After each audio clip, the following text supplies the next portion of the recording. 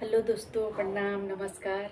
तो मैं कल बोली थी आप लोगों को ब्लाउज रेडी होने के बाद आप लोगों को दिखाऊंगी। तो मेरा ब्लाउज रेडी हो गया है और मैं पहन के भी दिखा रही हूँ, क्योंकि इसका साड़ी तो मैं शाम को पहनूंगी।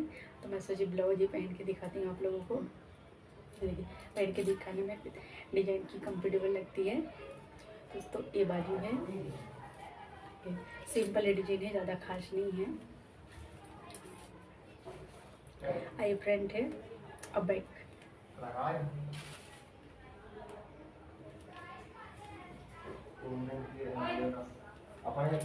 तो दोस्तों मेरी ब्लाउज कैसी बनी है आप लोग बताइए। मुझे तो ऐसी आती है बनाने के लिए दोस्तों। तो दोस्तों आप लोग कमेंट में ज़रूर बताना कि ब्लाउज मेरी अच्छी लगी नहीं लगी दोस्तों। अभी मैं शाम को तैयार होंगी दोस्तों, मेरा आज एनिवर्सरी है।